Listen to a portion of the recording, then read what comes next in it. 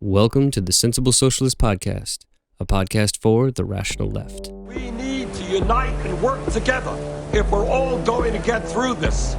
Sounds like socialism to me. The amount of people I see talking about socialism positively is actually staggering. Do you think, do you really think that a proletarian revolution is just around the corner in America? Grab your pitchforks and stab your mayor. Your hero, Obama. He's not my hero. How heroic he comes idiot. If Bernie Sanders were president, right, and he wanted to bring the same ideas as for socialism into this country, do you think that we would benefit? Yeah. But I just told you Venezuela is eating rats. But I just want people to have health care.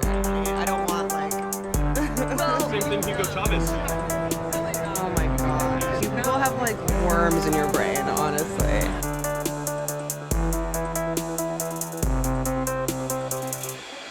Welcome back to the Sensible Socialist Podcast, a podcast for the rational left. Yes, we're on video now. So took a small hiatus for a few months, a terrible few months to take a hiatus, but we're back in business and we're going to talk about everything that's been going on. So since we left, Joe Biden got elected. Donald Trump claimed it was stolen, potentially with the help of Hugo Chavez's voting machines. The states all certified the election win for Joe Biden, but then when they were going to count the votes in Congress on January 6th, they hold a rally. Donald Trump comes to the rally, and he's the commander-in-chief, tells them, hey, we're going to go to the Capitol, and I'm going to go with you. So everybody goes to the Capitol and basically get to the Capitol, and some overpowering, others conspiring with Capitol Police, enter the Capitol building and get into the Senate chamber. In the fray, some people were killed, including rioters and police. Trump is impeached for inciting this insurrection, so it's called. And his trial is going to be conducted after he's out of office, I guess just so he can't run and be convicted. Rioters are being charged. Biden's been sworn in as president. And QAnon is very sad. Needless to say, it was an exciting time and a bad time to be absent. But we're here now back, and we're going to talk about it. So to talk about it, I've got two Sensible Socialist alum, Brandon Madsen, who's from the Reform and Revolution Caucus of DSA, and Josh Morris, who's a historian and executive district leader of the CPUSA. We're going to talk about the riot, and then we're going to talk about looking forward or not to the next 4 years of Joe Biden. So Josh, Brandon, thanks for coming on the podcast. Happy to be here. For having us. Yeah. All right, so we're going to do it right this time. Recording is actually working, so we'll do it. This is round 2. So I want to just jump in, and I want to give Josh you the chance to just. I want to ask, as a socialist, how should we look at what happened on January 6th? The left media, MSNBC being the left media. The MSNBCs of the world are going crazy, and even the Fox News is, right. This is an attack on our democracy and things like that. How should we on the left look at it? Well, to be quick and to the point about it, when I saw the events on the 6th, I looked at it from two perspectives, as a leftist and as a historian. And the leftist part of me was shocked to see how far it actually got.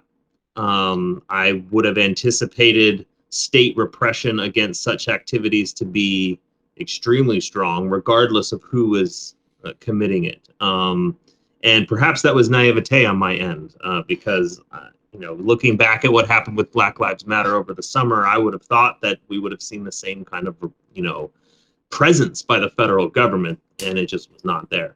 Then the historian part of me is kind of dancing around, well, what is the significance of this? Is this like some kind of massive conspiracy, or is this something that we're going to be writing about in the books very significantly? And people almost immediately started talking about that, this is going to be in the history books, this is going to be mentioned as a major event that happened at the end of Trump's presidency. And it's okay, I understand where people are coming from, but eventually it kind of coalesced together, and I realized that this is very much an unconscious attempt at seizing power. This was they had no plan, they had no directives, and they had no demands to put forth.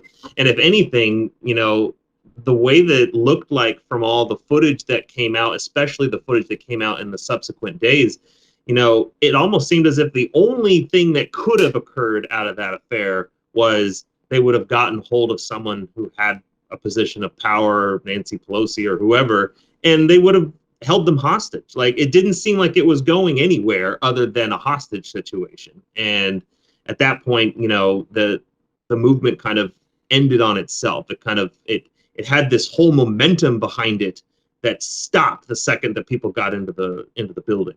So, we want to talk about, what do we call this? A riot, an insurrection, a coup.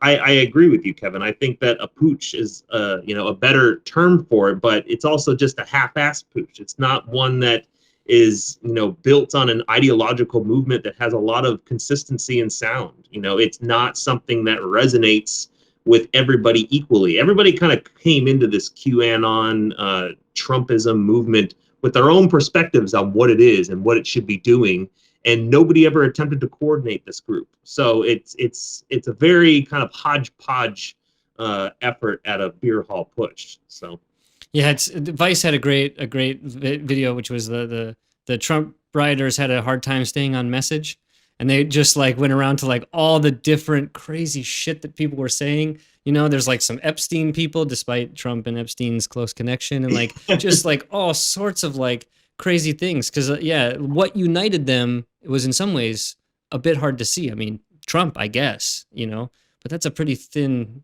thread. Brandon, what do you see? Well, to not at all be quick or get to the point, but be long-winded, I think there's a lot of things to say. I think, for one, I think it was bad, obviously. I agree with a lot of what Josh said, in the sense that I don't think we should see it as a coup or an insurrection or anything like that. I think there was never any possibility of the outcome of the election being determined by this action.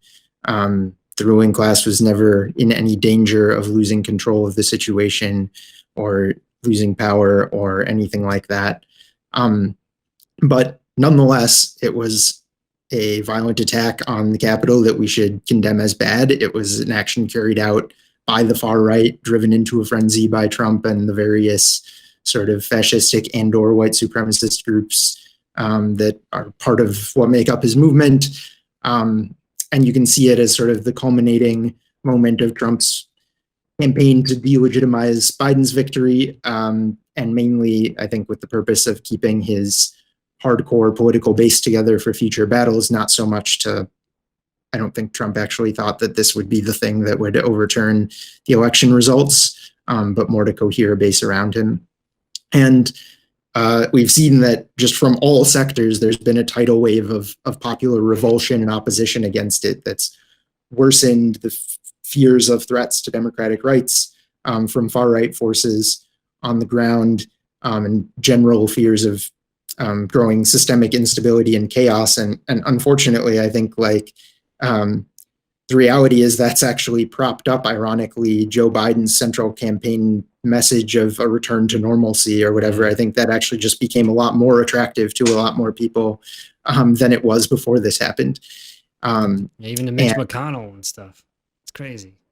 Yeah, and so, I mean, if you want to get into conspiracy stuff, I don't think it was a conspiracy, but I think it's entirely possible. I think it's very likely that, the security state or whatever knew that this was a possibility of what might happen. I think they consciously figured not a big deal. And if it happens, it happens.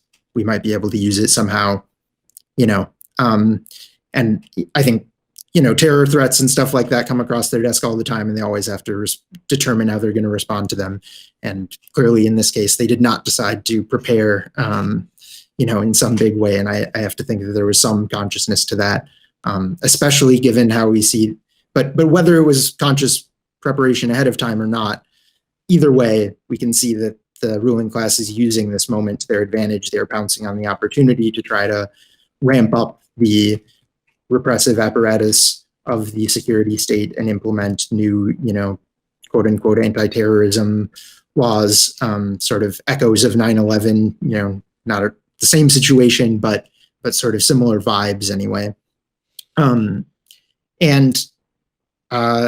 Of course, also using this as a moment to really deal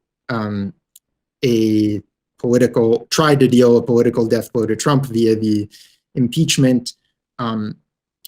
I support impeachment of Trump personally. I think, but for different reasons than the liberal establishment supports impeachment of Trump.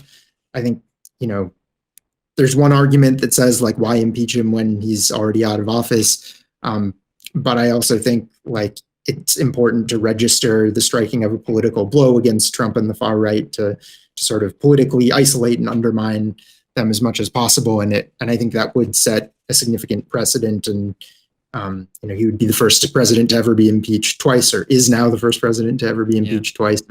And if convicted, that would also be a first, and would be a significant blow to the sort of imperial presidency, or whatever you want to call it, the partially roll back the idea that the president just keeps accumulating more and more unchecked powers. So that's good.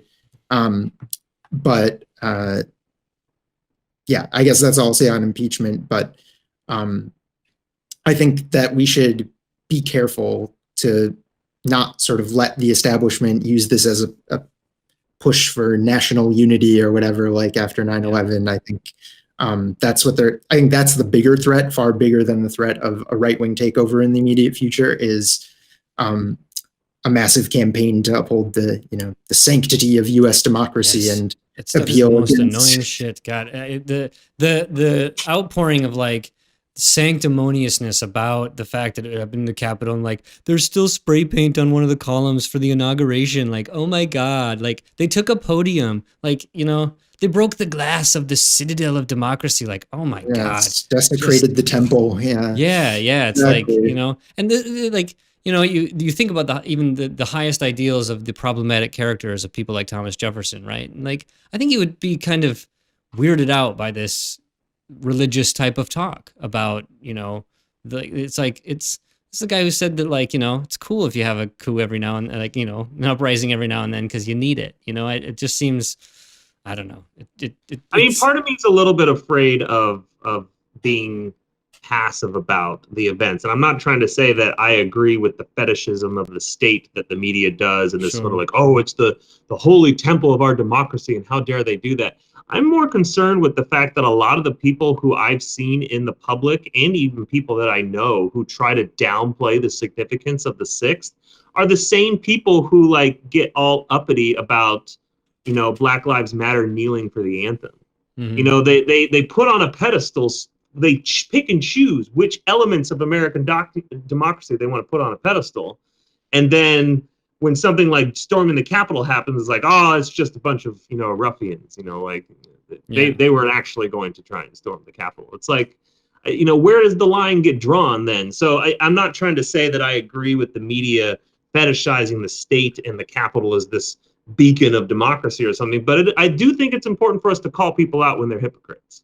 And I that was actually the last point I wanted to make, was on this too, was on, I think we don't have to overstate it to still say this is serious and should be taken seriously. We can be precise, but I think that, but I think it is necessary to wage a struggle against the far right. I just think that what we should not do is sort of put our trust and faith and all the eggs in the basket of let the state handle it from on high and give them the power, they'll take care of it, sort of thing. I think that's going to backfire in a major way against the left. But I think that on the other hand, it's quite important to build a struggle in a bottom-up way to fight against both these sorts of far-right forces, but also right-wing policies like the racist system of policing in this country and the various white supremacist and anti-democratic politics that frankly are enshrined in the Electoral College and other aspects of the Constitution. And so I think that it's unfortunate, frankly, that the left figures that one looks to in this situation, whether it be Bernie Sanders or AOC or Rashida Tlaib or what have you, like that none of them have actually called for any mass protest action in response to this, that their responses have all been purely parliamentary in nature and sort of going through the establishment apparatus. And so to me, that leaves this big vacuum where I think the real answer should be, which is to build a mass left-wing working class movement to sort of show how politically isolated the far right is and drive them into even further isolation, sort of kick them while they're down, frankly. And I think that is what we should and need to be doing. And DSA's done some, tried to call protests in a number of places, and they're modest in size, but I think they could have been huge if it had been backed by people like Bernie and AOC and so on. So that just speaks to, I think, the left being a bit disoriented into how to respond to this too, and being a little bit, falling for some of this stuff in terms of the establishment response, unfortunately.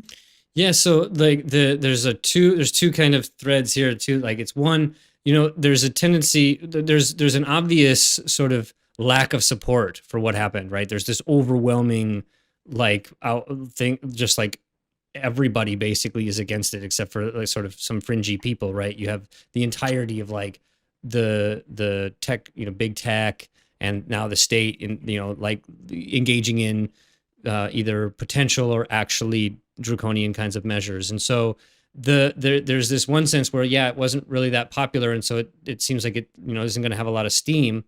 But if we're talking about a comparison with a Putsch, right, the beer hall Putsch is the thing that is the comparison. And so another, somewhat slapdash kind of idea, but that had, at least in terms of the ability of looking at historical hindsight, a kind of trajectory that led to a rise of the Nazi Party. So Josh, as the historian in the room, sort of, if you can, take us through how, like, what that beer hall Putsch was like in the comparison to what we saw, and like what happened with how that turned into a crackdown on the Nazi Party, and then conditions being what they were in Germany at the time, allowing a kind of sympathy for that group and a rise of that group in popularity in terms of the sort of public consciousness and the way it related to the rise of Hitler.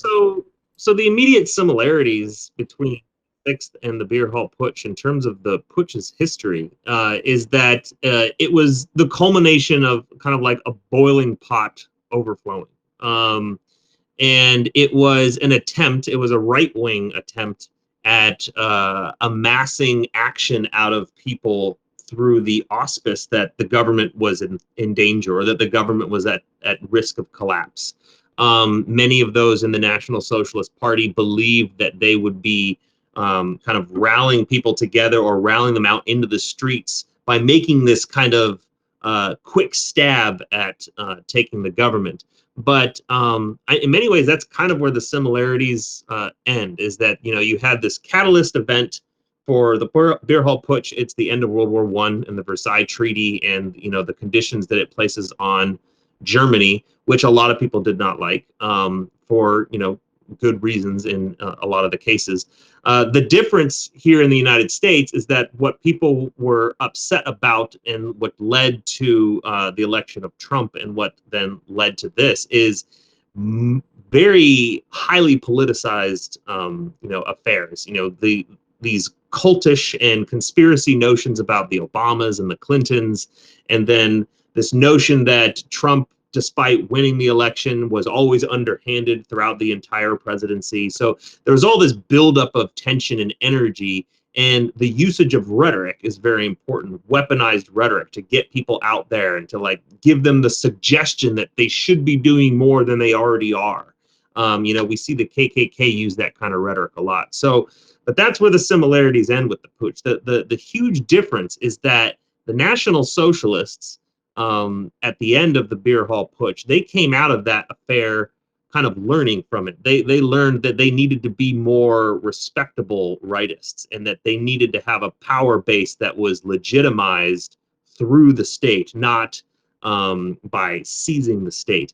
And I honestly don't see that kind of learning process occurring from the QAnon movement. If anything, the QAnon movement is like doubling down on its conspiracy about everything, saying almost the immediate response was, that wasn't actually Trump supporters. That was a bunch of leftists. That was Black Lives Matter and Antifa pretending to be, Trump supporters. It's like when the response becomes that, it's clear that these people aren't learning from their actions like the National Socialists in the 1920s did. So there's a huge, clear difference there. And yeah, I just think that it's important to take things into context. But, you know, it hasn't been that long. It's been less than a month. So who knows? Maybe people will learn from this and, you know, unfortunately will try to start consolidating their forces again. But that's important, as why I think Brandon was talking earlier, is like, that's why it's important for us to remain vigilant and to remain active in creating a base from the ground up, as opposed to trying to do it from the top. And, you know, I think that in part explains why AOC and Bernie Sanders and these other, you know, pillars of the social democratic left aren't advocating that sort of stuff, is because they're kind of like walking the weird line of, you know, well, do we want to have our own demonstration in response to this, or is that giving out the bad image? So we're in uncharted territory right now with regard to how to handle an event of that scale, and, you know, where do we go from here? Yeah. You know, I think it's obviously different than, I mean, if nothing else, the Nazis had a party in which they were actually organized around, right? Some kind of ideology.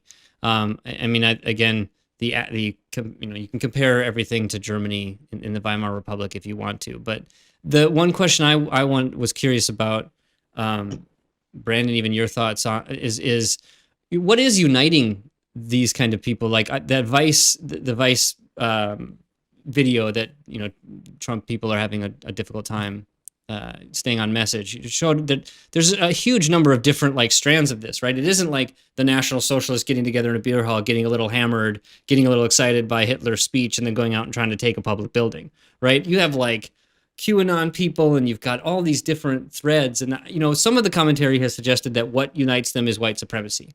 And maybe that's the case. I think it unites some of them, but I'm not sure it unites all of them. There were black people, at not very many, but there were some at that you know, at that riot. And so, what do you think unites these people and spurs them into this kind of action?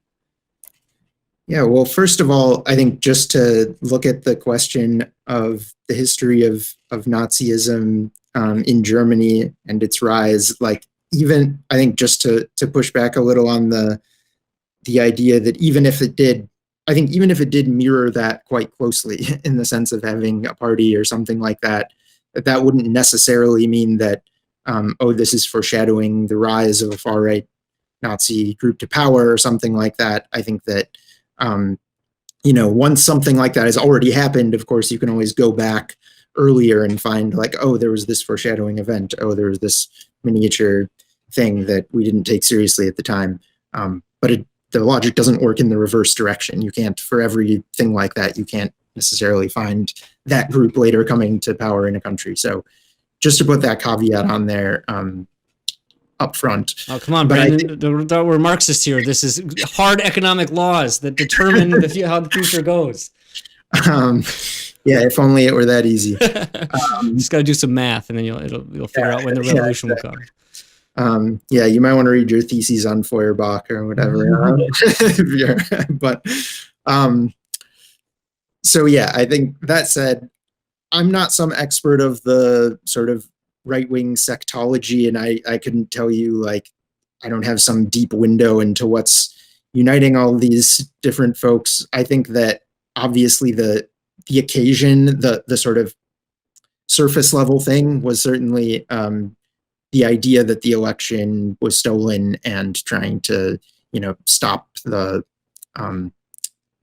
verification of the ballots in the election.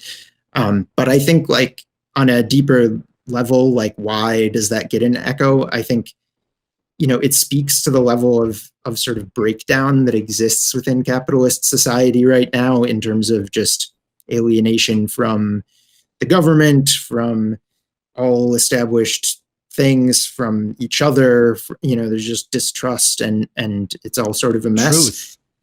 And I feel like, unfortunately, to a large extent, the right wing has been more proactive about sort of trying to do something with that or organize that into something, even if it's kind of a incoherent mess. They've kind of glommed it all together for those that they can sort of mop up. I think that obviously, like with anything, there's a hardcore base that's like always going to believe in that stuff, and that you're never going to change their mind. But I think there's also another layer of people that, given the right circumstances, could have been won to a left-wing populist program instead of a right-wing one. I think that there's a lot of people who voted for Trump that could have voted for Bernie Sanders in the general if he had been running. Yep. But I think that for exactly that reason, that's why we can't rest on our laurels, and we do have to organize and give an alternative, is because one way or another, whether we do something or not, people are not going to just be okay with the status quo. They're not going to be happy with the current state of affairs in society. And so if you leave it to the right wing to be the outsider group representing, the people or whatever, no matter how crazy the ideas are, if they're the ones sort of occupying that space, they're going to benefit from that. And so I think to contest that space, it requires that you build a movement from the bottom up that, as I was talking about earlier, but programmatically, not just saying we denounce these far right actions and, uphold democracy and the election was legit or whatever, but rather going beyond that to say, to link that to the program of Medicare for all, massive jobs program, Green New Deal, Black Lives Matter, defund the police, invest in communities, just like try and have a coherent, rounded out program that is linked to a denunciation of the far right and a political isolation of the far right, and it is able to sort of at the same time try to mop up that populist anger and direct it in a more productive direction of towards policies and towards the type of movement building that might actually have a shot at addressing some of these problems, and ultimately, obviously from my perspective, at cohering in the long term into a movement for socialism. Yeah, so the two refrains that you're likely going to hear a lot on the Sensible Socialists going up is the need for a third party, a party for us, and the need for that party to be a mass party, the organization of mass people. Because I think in many ways, I think that is the perennial issue. That is the issue of the left right now. I think the three things being a lack of leadership, that causing a sort of inability to coalesce the groups that are there into some kind of single group. DSA is probably the closest you get, but then third, making sure that there are a large number of people in that can provide the pressure. That's the sort of issue. One thing that I want to make sure that we touch on is the repression that is going to happen and is already starting to happen. And the interesting thing, if as we compare it to the crackdown on like the Black Panthers or something like that, is just the role of social media in the rise of this, and the role of social media in the measures of repression. So, obviously, like Parler gets taken down by AWS and off of all the apps, and there's this new kind of fear of censorship from big tech and stuff like that. So, Josh, I'm curious what you think about the kind of role of private industry in the maintenance of potential draconian measures against those who are part of this, and potentially much beyond that. Well, there was a really good article I'm pretty sure it was The Guardian, that was talking about how January 6th was emblematic of the fact that the real people who have power are the giants of social media. And there's something to say about that. If you look back, I think it was 2011, 2010, it was 2012. Sorry, when the Arab Spring really started getting going, and that was done primarily through Twitter.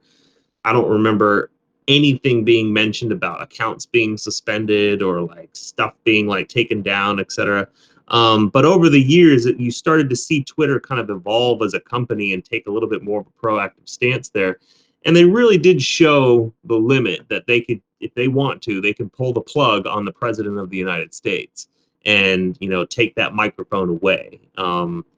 And I think that we should look at that both positively and negatively. Negatively in the sense that it's obviously something that can be used against the left and would be used against the left if the left posed a danger to the surplus value generation that Twitter was getting. But there's also this kind of realization about the average person, like the average worker, for example. I watched what happened, and I saw the responses that people had to the president having his Twitter account taken down. And I started to think, like, are these people more afraid of their Twitter accounts being shut down than they are of like facing charges of, vandalism of the state capitol? Like, it was really weird to me that these people seem to care more about their presence on social media and the possible destruction of it than the actions that they were doing that might lead to the destruction of their social media account. Like, it was very weird. I had a hard time kind of understanding that behavior. I don't know if you guys can maybe rationalize that for me, but I think that for many people, the line between social media and the quote unquote real world is significantly blurred.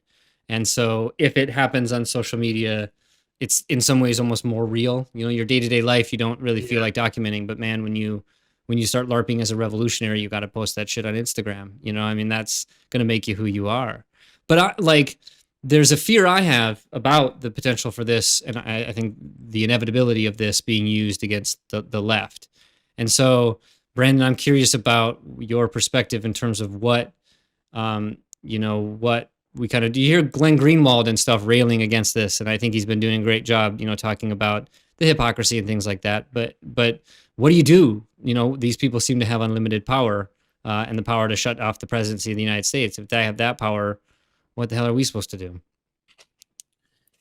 Yeah, I mean, I do think like we are not immune in any way from that, and for that reason, I think we don't want to be cheerleading, giving blanket additional powers to our corporate overlords or whatever. But I also think that we should. Rather than, I think it's not some problem that's unique to Twitter. Let me put it that way. I think any time that there has been any form of free speech that has existed, any form of media communications that have existed and been the standard throughout history, the left has, been discriminated against at least as much as on Twitter. I mean, by default, probably way more on every other type of media than on Twitter. And has still found ways to organize. And I think even if they did crack down, it would have to be in a pretty partial way, because I think when things really break out and get powerful, it's not like there's some clear line between people who are and are not left activists or whatever. Especially in Twitter world, it can be hard to tell the difference. And so I think they're going to need some sort of smoking gun thing or whatever, like a thing that you're not supposed to talk about. And I think that certainly we don't want to give them free ammunition, which is one of the reasons why I think that stuff whatever, smashing up property or things like that at demonstrations, I don't particularly care about Starbucks and whether its window gets smashed or whatever, but I think that's the type of thing that the ruling class is so happy to just seize on and use that as an excuse for yep, here's why we should take away these people's rights. And so I do think we want to make it easy for them. Let's not play into their hands and on their battleground. But also, I think we can't just give up because of them having their hands on these levers of power. I think we've become really reliant on social media, and I think that's been super amplified during the pandemic. But I think in normal circumstances, the real world is still an option and still does exist. And I think that social media has never been and will never be a substitute for that. It can make things easier. And we should use those openings wherever and whenever they exist. But,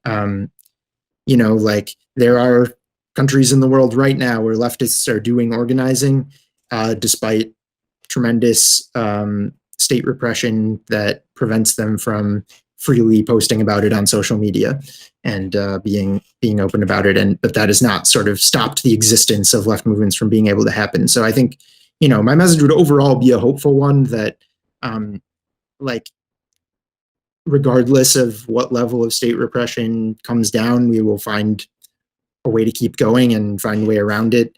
And I think both on and off of social media, but also a note of caution at the same time to sort of not assume that, oh, well, like, obviously we can trust Twitter to decide, like, objectively and fairly, like, what are the good people who should have Twitter and who are the bad people who shouldn't have Twitter, and recognize who are the real criminals and bad people, and they should be the arbiters of that, or like, we shouldn't sort of play into that logic either. At minimum, I'd feel a lot better if the employees had, some say in those kind of decisions, in which, of course, they don't have much.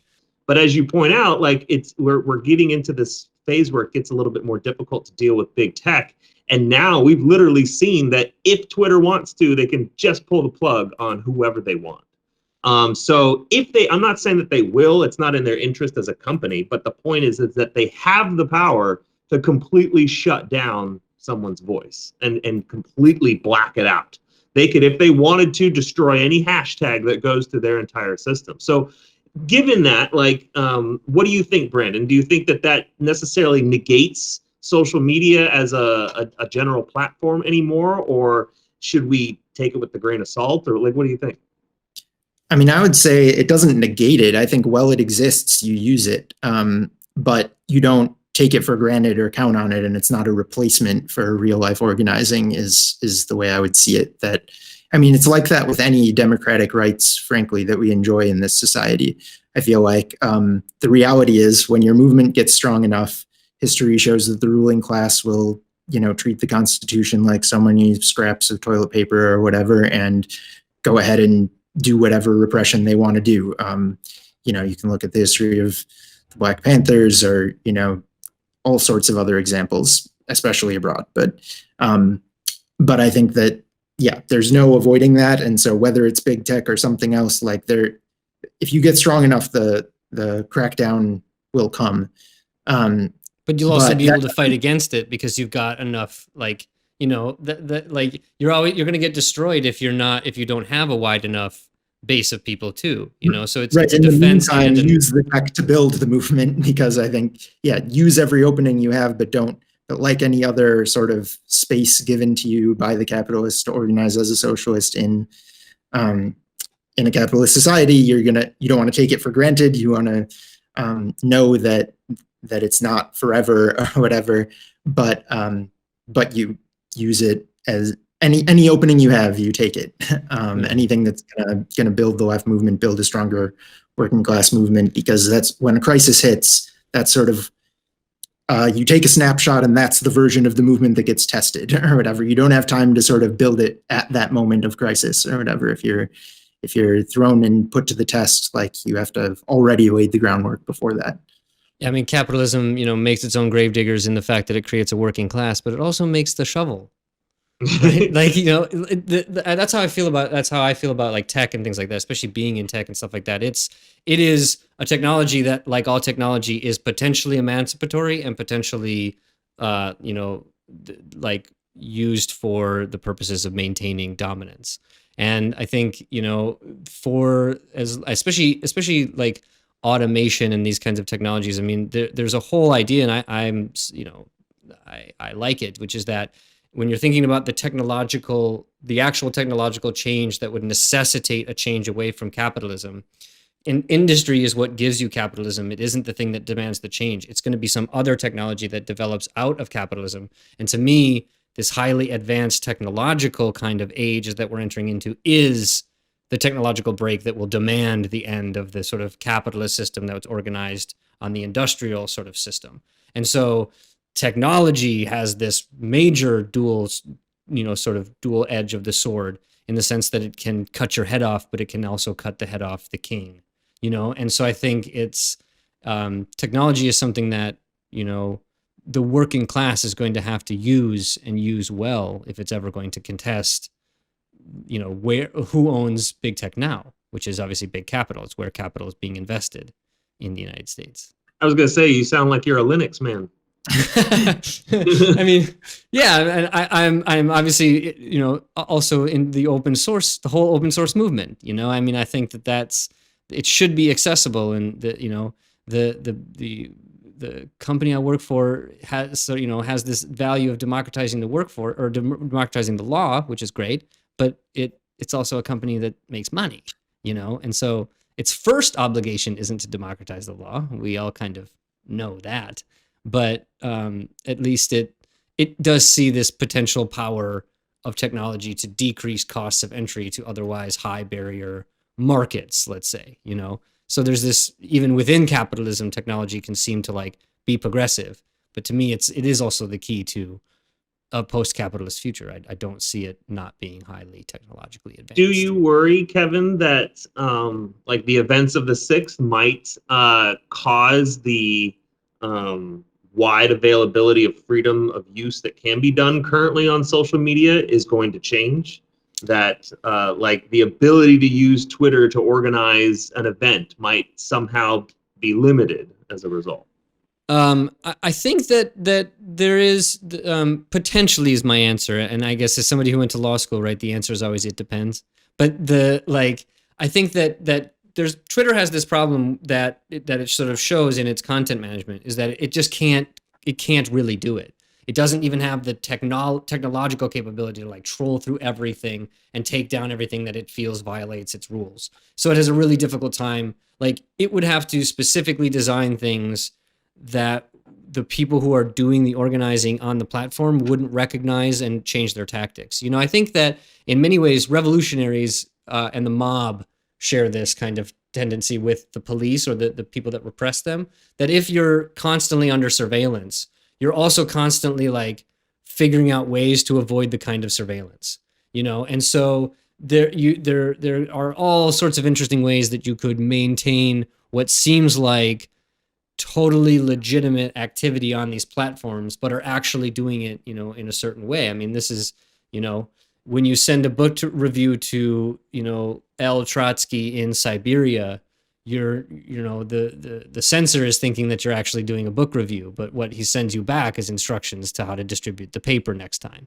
You know, so I mean, I think there's always a sort of way of getting around it. I think though, there is a kind of, I mean, I think there's an interesting growing class consciousness growing amongst people who are in more I would say financially privileged positions within the working class in terms of their abilities to use and manipulate technology, specifically like engineers and computer programmers. I mean, I think what's happening at Google is this really interesting, and this is sort of far afield from January 6th, but maybe not. I think, you know, Google's workers are unionizing not for the purposes of discussing wages and benefits, but for the purposes of attempting to direct company policy. And so that's a very different kind of union. Now, there's a criticism of it that says, well, you're not talking about the nuts and bolts, so what the hell? But there's the other part of it that says, wow, you're talking about something that unions haven't usually talked about, which is actually having a say in the direction of the company. So I think there's this interesting growth, you know, and bit of class consciousness, I think, developing amongst more well-paid members of the working class that do see their dynamic with their bosses differently, which could tip the balance in terms of what decisions are actually being made by this company, because they're potentially not only being made by board of directors, but by workers putting pressure on the company to make decisions or not make decisions. So there's a kind of link that we can make in terms of organizing generally towards a mass movement for, say, something like a socialist third party, and reaching out to this new labor organizing that's occurring in Silicon Valley to be able to kind of have that not only organizing history and lessons, but also technological know-how to kind of be able to have the force that would be able to match the power of you know, organized capital funding technology. So you have the sort of mass organization being the funding or the generating mechanism behind making technologies that will make it easier to organize when I do say when Twitter eventually cracks down on the left organizing, you know, because ultimately this right-wing the push at the Capitol was not a threat to the capitalist system. And so in that sense, that's why you didn't see people being killed as much. And it's why it's not as scary as it would be if it was a bunch of Antifa people who are saying that they want to, bring down capitalism or something like that. So I don't know, that's a long-winded answer. I'm not sure I answered it. I think since we've gone there, I have some stuff to throw in on that as well. In that I think first off, I think on the Google Tech Union stuff, like I think it's great, and I think that we shouldn't, as socialists, be in the business of telling workers what they should or shouldn't be organizing around. I think we should be in the business of trying to help them win, and strengthen the movement and sort of show the logic of where it's heading ultimately in terms of the showdown between labor and capital. So I think it's great, but I also think that it's not even all that out of left field or unpredictable or whatever, in the sense that I sort of look at tech workers today as the new skilled workers of the craft guilds of old or whatever, right? Sure. It's this thing that it's a specialized knowledge, or at least that's the tradition it's coming out of, that you have to have this sort of specialized set of knowledge to do it, that is relatively rare and in high demand, and then you have these smaller groups of people that are sort of leveraging that to their greatest advantage. But I think you see the process of tech work being the ruling class attempting to proletarianize it, where that's the real purpose of all the coding boot camps and teaching coding in high school and so forth and so on. It's not to give everyone a good job. It's the opposite. It's to cheapen tech labor by making it a universal skill rather than a specialized skill. And so I think though the maybe wages and benefits are not the demands right now, I think the structures that get built up will be really helpful when wages and benefits do end up inevitably coming under attack. But I also think there's just a rich history in the labor movement of workers being motivated primarily around issues of basic dignity on the job and things like that. And so, having a say in how workplaces run, things like how many hours and when you work, things like that.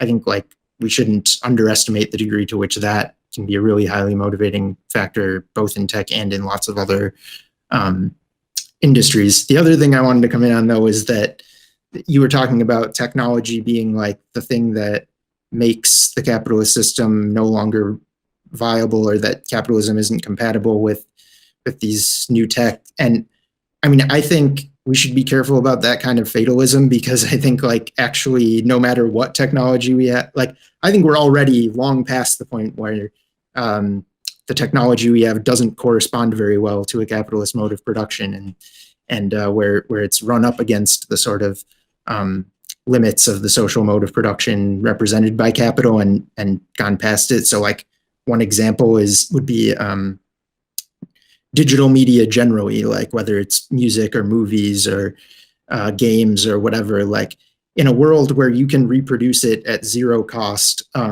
aka pirate it, there's no capitalist reasoning that should allow anyone to make a profit on it, because the unit price would asymptote to zero. If you can, just click copy, paste, and make a copy of any game, piece of art, music, whatever, book. But and so the capitalist system doesn't collapse out of that, but instead it basically just keeps having to contort itself in various ways to force a profit to be able to be made on that anyway. It tries to legislate a profit by making the legal system more restrictive, rather than sort of accepting the logic that the technology would point to these becoming nonprofit industries. So, and I think there's many other examples. That was a random one, but I think there's no amount of technology that sort of will mean the inevitable end of capitalism and transition to something else. As long as we let them, they'll continue to find a way. Wow, what a bad Marxist you are! Of course, it's inevitable. No, I mean, I don't disagree with you. In principle, yes, I think that we've obviously seen the failure of the capitalist economic system to, depending on by what measure you judge be successful, like has not been able to meet that, like let's say fulfilling basic needs or something like that, right? It's just not capable of doing that, and it goes through crises and has all the problems it's had, sort of from the beginning. And yes, it does contort itself in different ways. The difference is that there hasn't been a technology that has quite been as threatening to the actual number and size of the labor force itself, right? So there's been labor saving technology for a long time, and so there's been this pressure, and that's why there's this argument that like don't worry about automation and these kinds of things because there's always been labor saving devices and capitalism will always find a way, and that's true to a certain degree. But the ability to create approximations to potentially human level general intelligence in terms of like machines and things like that is a different paradigm, is something that is fundamentally different. And so fatalism, maybe, okay, sure, I take the point. There is no way to say like this is going to be the golden thing that we just have to like let history develop, and of course it's going to happen, and like then we can just stay back and like play video games and watch Netflix, and like it's going to happen, guys, so don't worry. I'm not necessarily saying that, but what I'm saying is that I do think that there's something fundamentally different about what a kind of artificial general intelligence combined with high technology capacity, 3D printing kinds of like ways of taking basic things and making many different kinds of commodities and things like that, and extracting very much the human out of that process. Because obviously the big one of the big contradictions of capitalism is the whole extraction of surplus value relating to an inability for the general working class to purchase what they produce. And so there's this constant feeding of crisis. Well, you continually remove like the workforce, and you're just making that problem even worse, right? And so that's why you have discussions of like UBI and shit like that being discussed by even from capitalists. Really clear, like I'm not trying to downplay the disruptiveness to capitalism. I'm saying capitalism could get really, really crappy and collapse really, really badly but that still doesn't mean a replacement automatically comes along. Sure.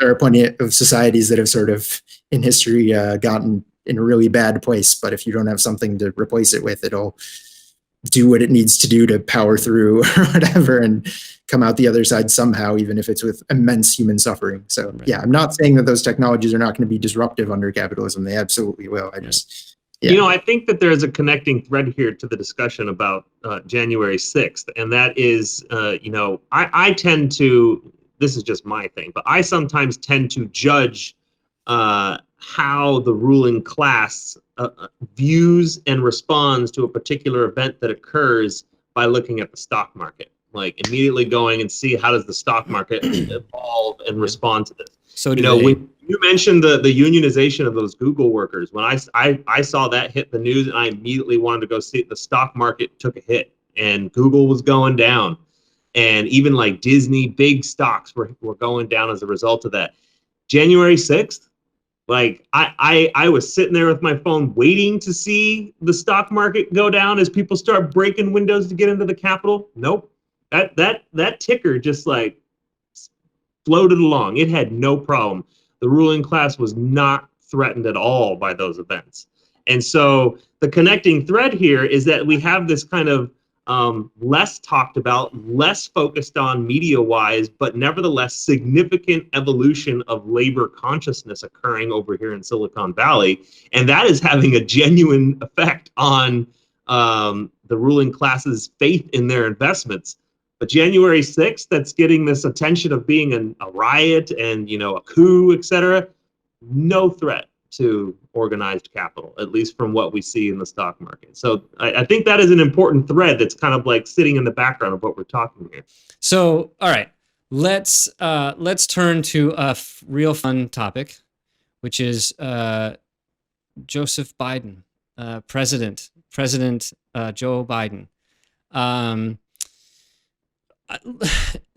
It's hard for me not to just throw my hands up and go like, God damn it. I think to give some background, I read The Dreams of My Father and some of the Obama books, and I thought Obama might be a secret. I never thought he was a secret like Marxist, but I thought maybe a social democrat, like a genuinely social democratic person that was going to really move away from the Clinton type of Democrat and become some, move the party more in the FDR direction, and had this perfect opportunity with the collapse in 2008 and coming in and having this, golden opportunity. I thought, yeah, it'll be the first 100 days of the Obama administration are going to be great.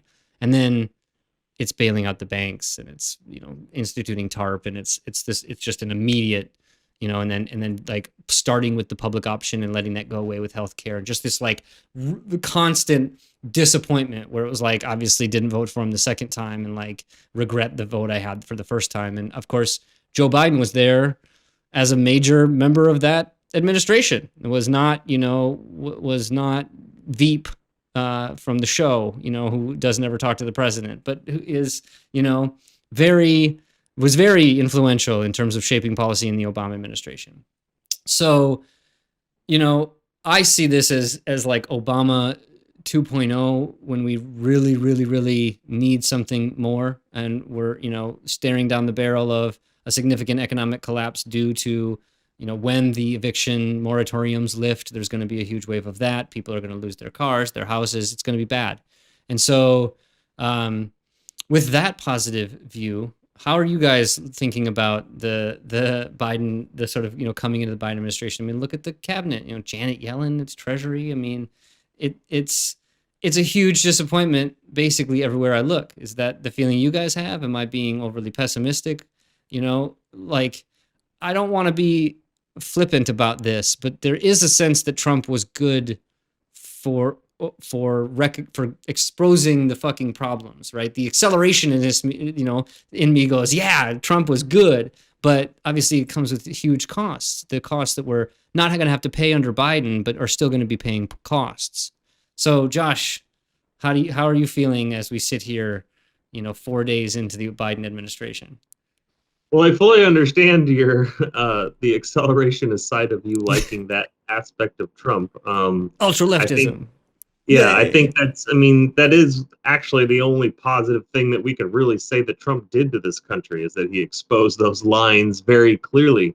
But Biden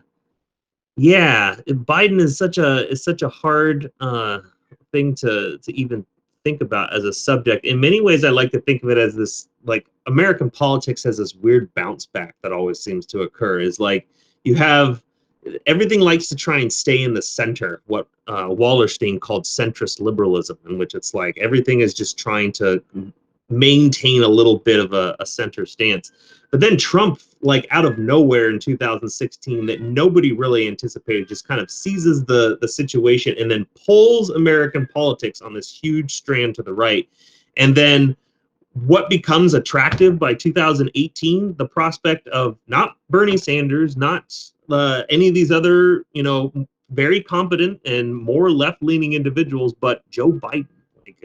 Joe Biden becomes the ideal candidate, because after 3.5 years of being tugged so far to the right, we're almost just like, I just want a quarter pounder. Like, I don't care where it comes from. Like, I just want a burger. I'll settle for McDonald's. Like, I feel like that's what America did.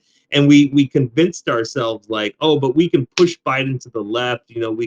We'll have, if we get the Senate, then we'll have 2 out of 3 branches of government. We built up this idea of hope, and now we actually have that. And I was telling some of my comrades the other day, it's like, well, it'll be interesting to see, now that we actually have 2 or 3 branches of government, and we could try and get some initiatives done. It'll be interesting to see what happens when we don't do that, because I don't have any faith that it will happen. So Biden is definitely I think in many ways a hangover of Trump. I think Biden is our hangover.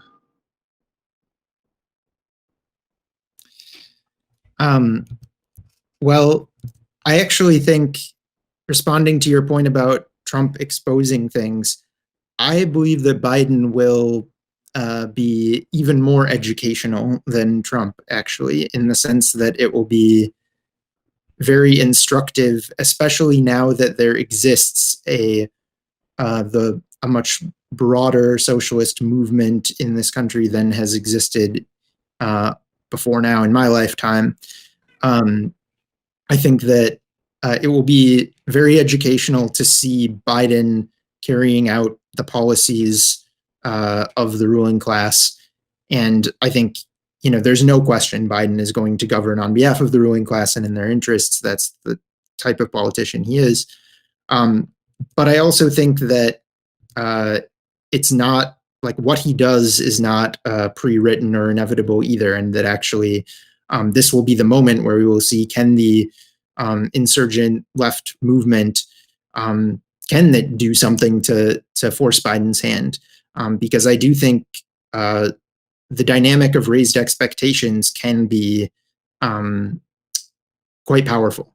I think that, and we've already seen that in a sense with the way Joe Manchin's been forced to totally flip on his opposition to $2,000 checks already. Like 2 days ago, he was like saying, like totally pouring cold water on the whole idea. I'm going to screw it for everybody.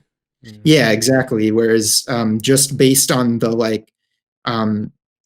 the idea that people know that the Democrats are in power now and like that they have the ability to make or break this or whatever, like his voting base sort of revolted against that. And he's already, basically caving to them on that question, it looks like. And I think, so I think, it's just an example of something you might see more of, and I hope you see more of.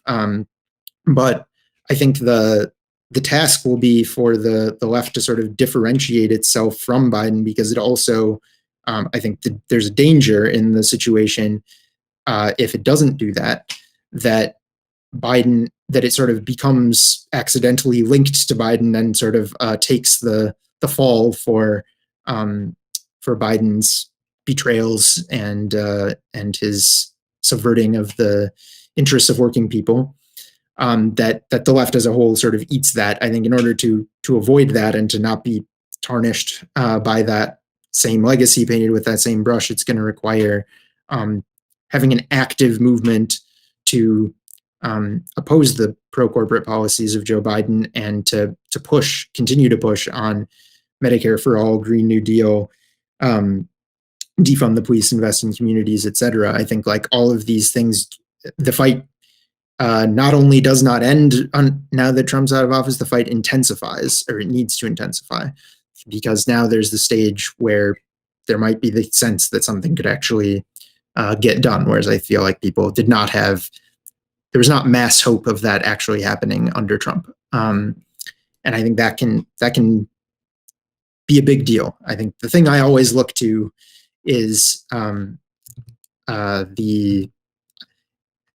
feel like every conversation I have, this comes up somewhere, but the comparison of the Nixon administration versus the Clinton administration, that like, if you look at Richard Nixon, he was well to the left of Clinton in terms of the policies that were carried out under his administration, not as a person, not in terms of what he stood for, but, why was that? Certainly not because he was a nice guy, but because of the movements that existed on the ground and sort of defined the political climate at the time, that you had the women's rights movement, the environmental movement, the very recent memory of the civil rights movement, the anti-war movement. And so, yeah, you get Nixon doing things like expanding federal welfare and enforcing desegregation in the South, establishing the EPA, establishing OSHA, ending the Vietnam War, and so on. Whereas with Clinton, you see ending the federal welfare program as it had been known up to that point, bombing the Balkans twice, NAFTA, Defense of Marriage Act, the list goes on. And again, that it is no accident that was because Clinton was governing during an all-time low point of social movement activity and class struggle in this country's history. And so I think that in many ways, the development of the left movement and what we do as the left to help strengthen it is actually really decisive in this period that we're entering into, and will sort of define the possibilities both in the Biden era and for whatever comes next out of this. So I recently published an article in the Reform and Revolution magazine on this that titled like winning the dirty break under Biden. That's basically the idea of what can we do right now to start like laying the basis under the Biden administration for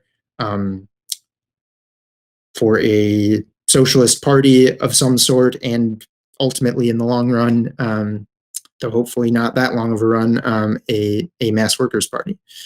And I think that that work begins now, in my opinion. Yeah, I mean, you in the 60s and 70s, you have a somewhat disorganized but powerful, leftist organizations. You even do have ones that are weird but that have a kind of implicit or explicit threat, like the Weather Underground and things like that, in terms of, getting the attention of the powers to be. I don't see that right now.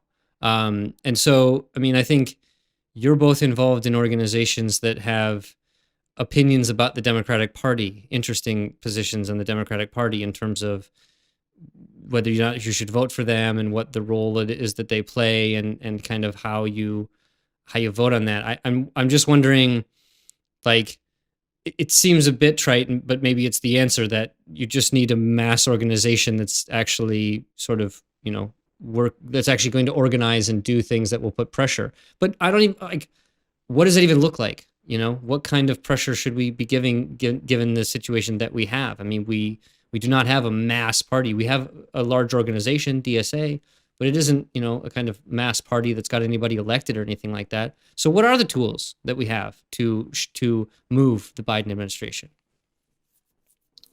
Well, I mean, one of the tools that is historic in the United States is trying to organize like a third party alliance or like a third party Congress. That's been done numerous times, and in certain instances of U.S. history, it has at least had the ability of swaying national politics. I mean, the Progressive Party movement's probably one of the most, I think, iconic examples of the potential of building a third party with the intent of swaying mass politics. I don't necessarily think or believe that we can repeat, the early, 1900s or the 1920s or even 1948 today. I don't think that that's realistic, but there is talk about, that's surfacing, like, how do we break the two-party system? How do we find a way to get people interested in the idea of a third party? And I think that's actually really where the battleground lies. Is it's not so much convincing people that a third party is a good idea or that the two-party system is kind of broken. It's more about convincing people that there's actually the potential to have an alternative party. I think the biggest thing that we're going up against is denial.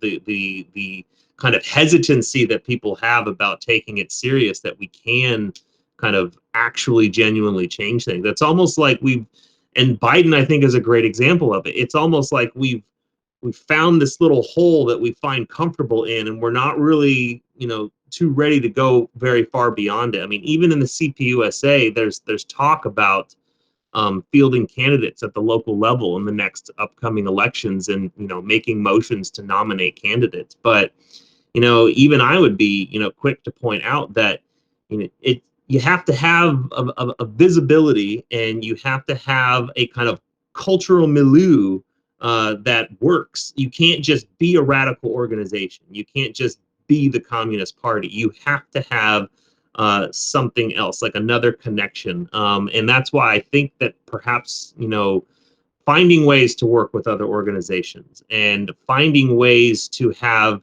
general policies that we agree upon. So one thing that I like to encourage, for example, is anytime the Democrats come out with a policy, or anytime a major event happens, I always try and tell my comrades here in the Michigan CP, look, let's make a motion on this, make a decision on it, and make that decision public.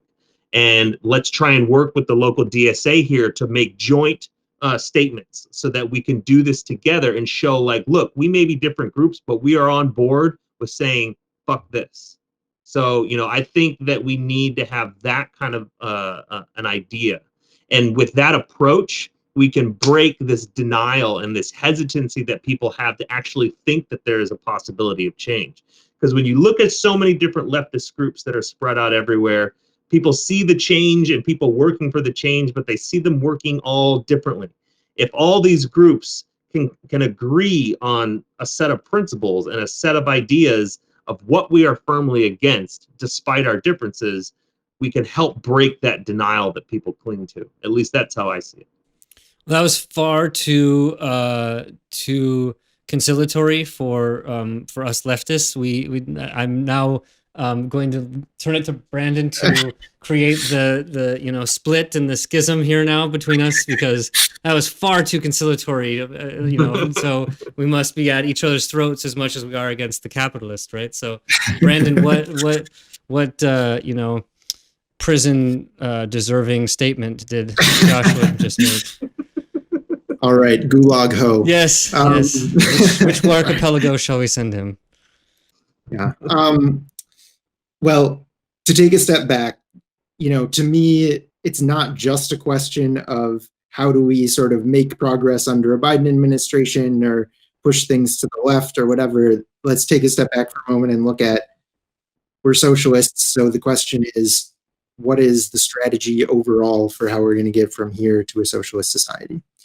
For me, one of the key strategic goals that is a necessary step on that road is for the working class to have its own political representation that is independent from organizations of the capitalist class.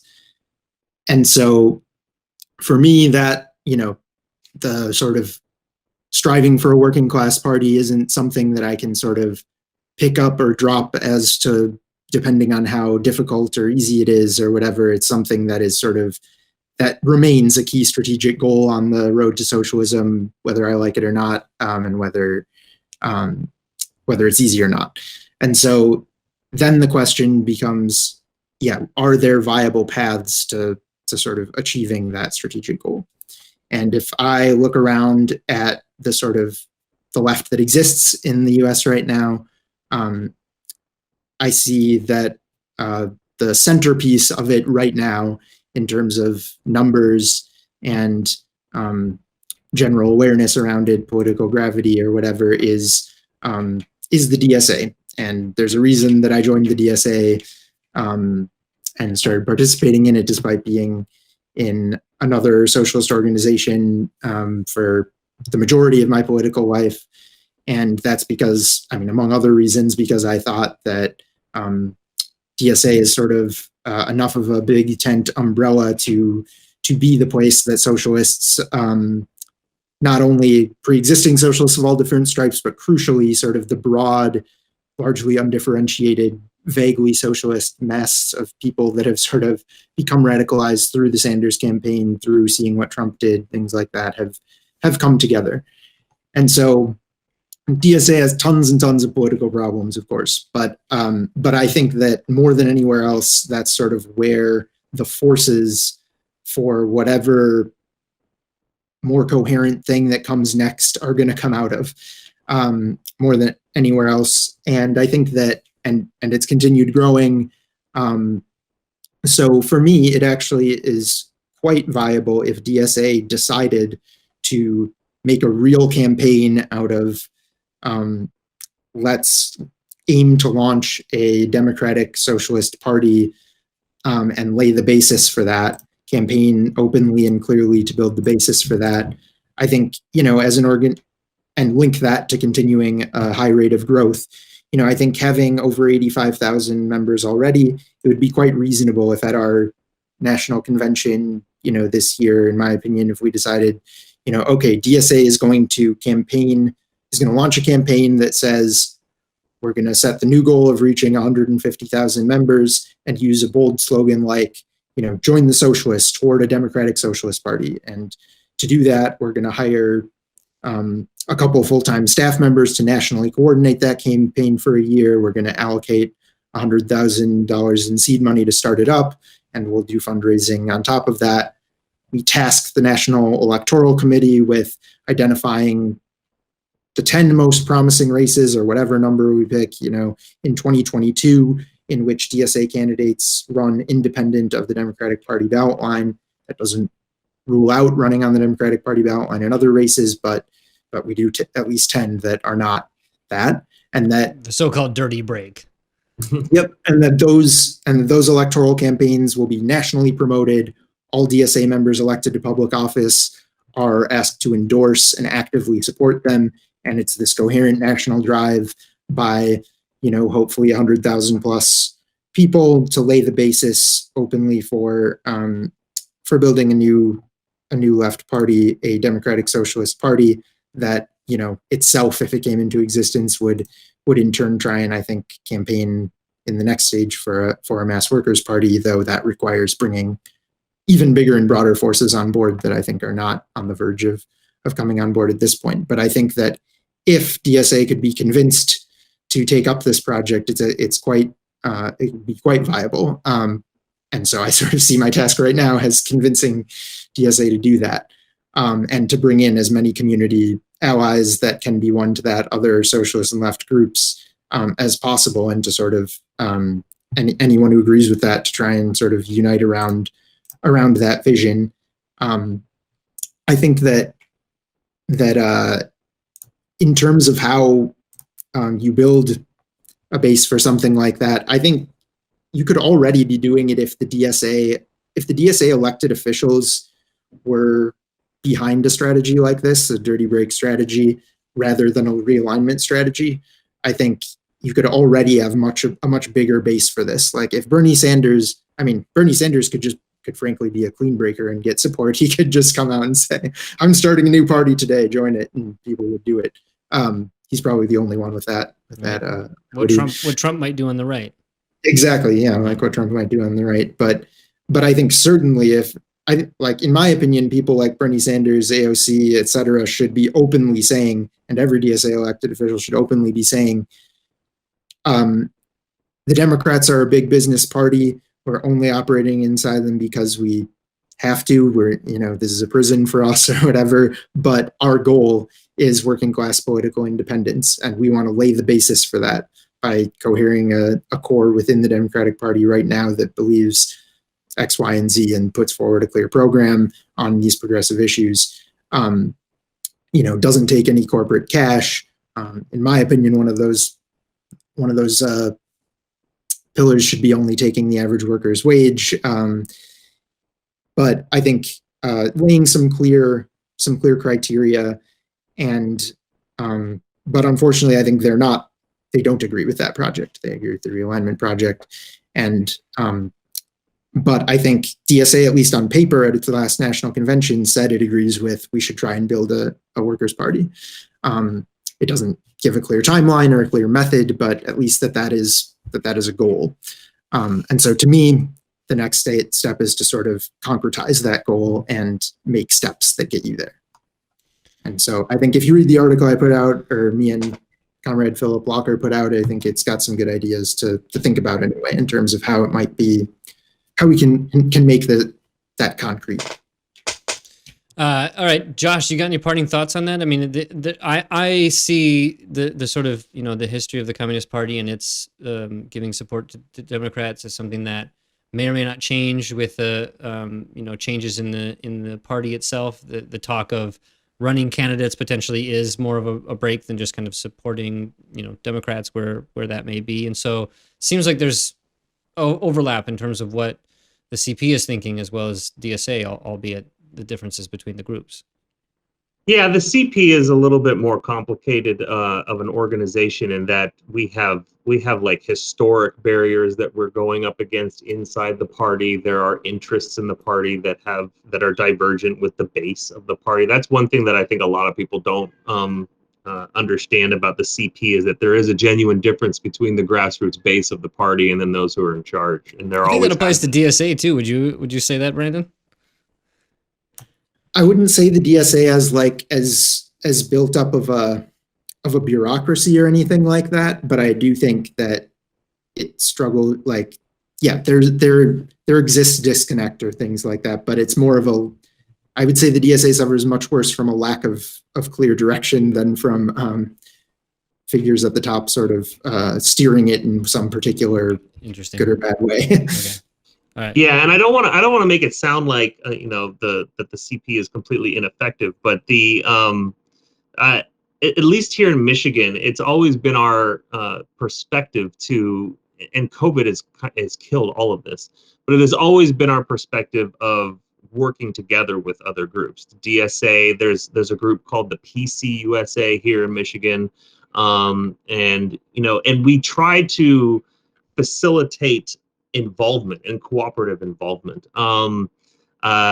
Labor Day, for example, 2 years ago, we tried to get I think we did. Yeah, we did work with the DSA and had a few people there with I was part of the Teachers Federation when we were marching down Michigan Avenue. And, that it was really great to see so many people get together. And we originally, like about a year ago from right now, before COVID really started getting bad, we had plans to have joint meetings with the DSA here at Wayne State, the PCUSA Club, and 3 or 4 other small groups that were in Lansing. We were all planning on like meeting together at Wayne State, but then COVID happened and it all collapsed. It all just died. And I tried to kind of like pull things together, like maybe go to a bar and meet with some of the people, but there was one time where we like organized to go out to a bar that was I don't remember exactly where it was. It was like Warren or something like that. And, there were a couple of us there, but the majority of people who, were going to show up didn't show up. And so it just didn't get off the ground because COVID started just making everybody, justifiably, worried. So I'm not trying to say they shouldn't have been worried, but it made it difficult. And so, yeah, I agree with everything that Brandon's got to say as far as like what I think I agree the DSA should be doing that stuff. But I also think that like one of the reasons why we don't see people like AOC and Bernie Sanders stand up for those kinds of things is they also really much understand left sectarianism and the problems that it can be for even a corporatist party like the Democratic Party.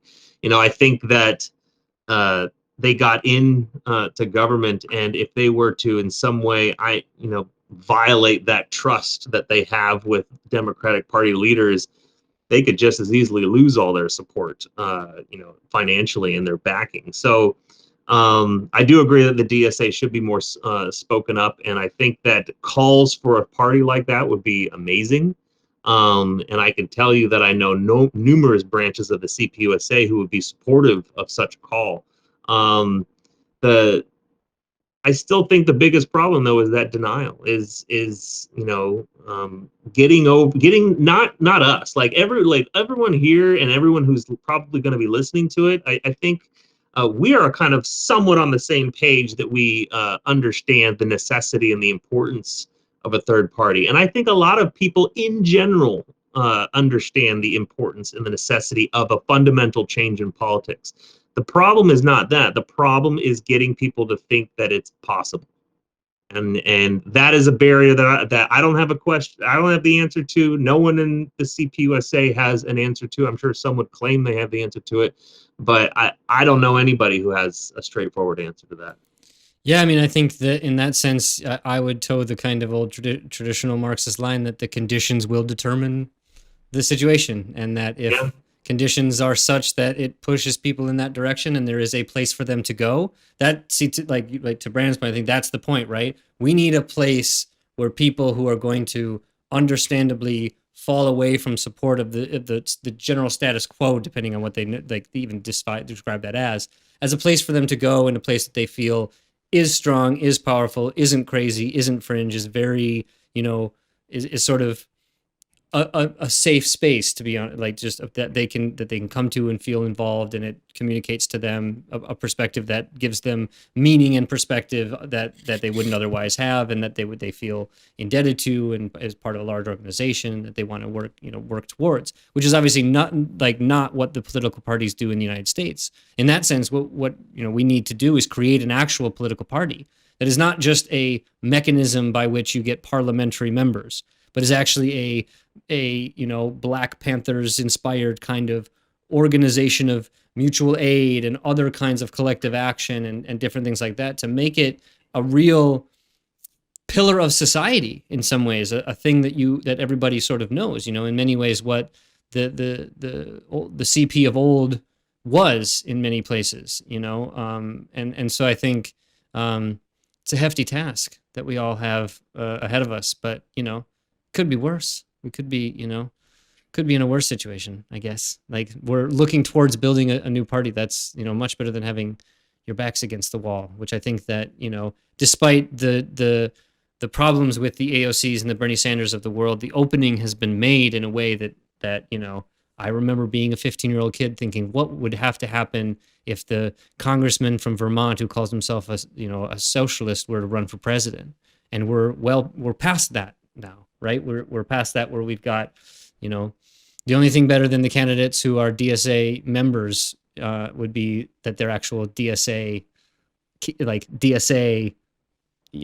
party members, instead of being Democrats who are also in the DSA. That I think is the challenge of our time. Absolutely. Using the races to build a party structure or a party-like structure in the meantime until we have a real party. And so I think for me, it's about sort of making these different steps. That I think two pieces. One is you don't want to be grandiose or over promise or whatever. So and two is to make as concrete as possible the specific steps that can be taken. So I think in the meantime, DSA should try and make itself more party-like, have its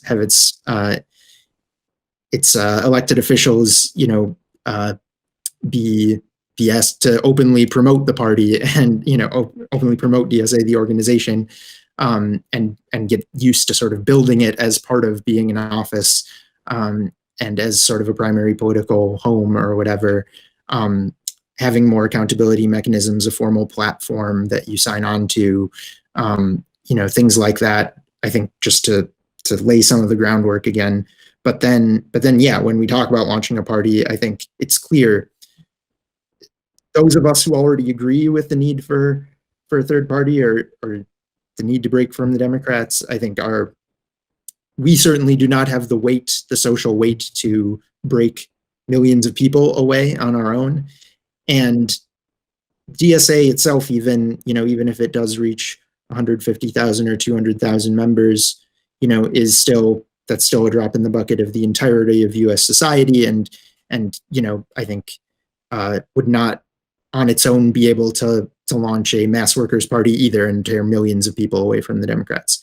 However, I think it's absolutely viable and realistic to say, using a dirty break strategy, we can form a democratic socialist party that uses flexible ballot line tactics and builds up its strength and, campaigns in the direction of a mass workers' party in the future. I think that is an in-between step that is totally reasonable with 200,000 people or whatever, that you can form a totally reasonable party if those are real members, dues paying members of a party. I think that's a great starting point. And for a small socialist party, I think that's totally enough that you could pinpoint local and state level races around the country or whatever that you could viably contest in, with that type of apparatus. And so, yeah, you're not going to go straight to winning the presidency overnight, but you can start building real strength. You see the success of the growth of organizations when someone like Shama Sawant gets elected.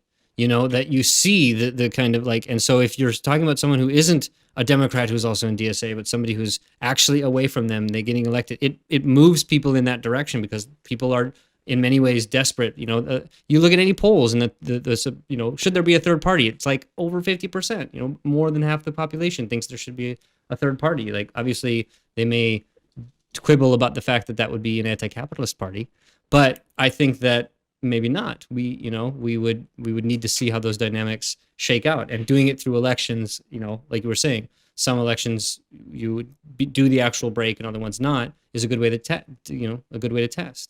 But I think one thing I meant to say, because it ties in with something Josh was saying, is I think the fact that that people like Bernie and AOC have to be careful because they might get in the bad graces of the Democratic Party leadership and lose all their backing and things like that. To me, like, that is not only the reason why we need a third party in general, need our own party in general, so as to not have that concern, but also actually why it's so important to start laying the basis for it as soon as possible, because it might not be up to us to choose the timeline for a break. You know, it might be that the left within the Democratic Party gets, if not directly, maybe directly kicked out, or maybe, you know, driven out essentially by being totally undermined at every turn. You know, think Bernie in the primaries, but all the time on everything or whatever, you know, just totally iced out from being able to have any real role. I think that is not at all ruled out. I think that is virtually inevitable if the left gets strong enough inside the Democratic Party. And so if that happens, you want to be ready at that moment to stand on your own two legs as best you can, not sort of be totally blindsided by it, because that moment doesn't offer you the time to, you know, sort of build a party from scratch. Yeah, I mean, I think I think history also shows that that's what happens, right?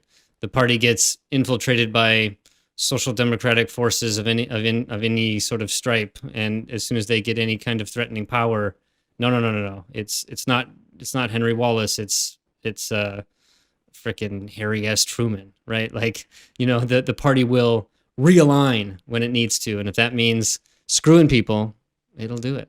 It's the Democratic Party, like the great combine of American politics from before slavery on. Remember, this is, you know, the party that the Republican Party, the abolitionist party, was organized against. You know, given the vicissitudes and the changes of politics, it's a party with a lot of baggage that's, you know, well worth its time, and it's spent its time in the sun. It needs to be retired. Its tenure is over.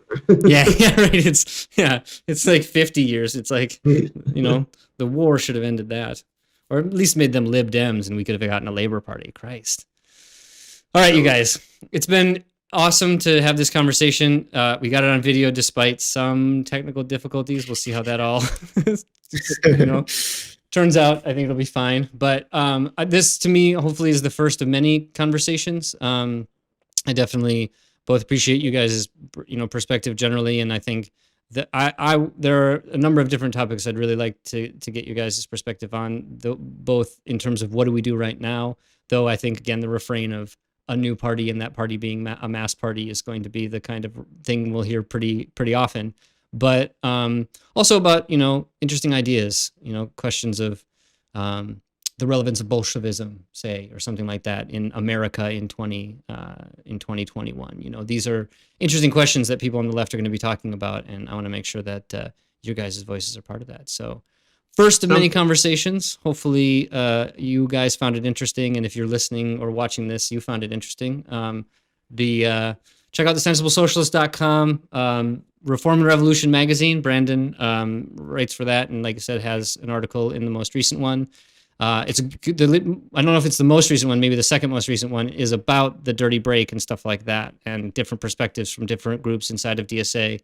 That's well worth reading to get an idea as to where at least the group supporting a more clean break, or at least the dirtiest of dirty breaks, are. And then, Josh, you have anything that you want to put out there for anybody to read, or, you know, or are you staying quiet so that...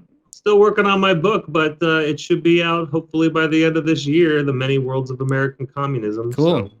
And if you're interested in a preview of what that is, we have an awesome Sensible Socialist episode talking about the different faces of American communism and the history of sort of, you know, left working class organizations in America. That's like 3 hours long, so, or maybe even longer. So you know, if you're one of those people, you can enjoy that, or maybe you know, do it in a couple of different parts. But all right, thanks a lot, you guys. I really appreciate it, and let's do it again. Thank you. Have a good one. All right. Take care. Bye. All right.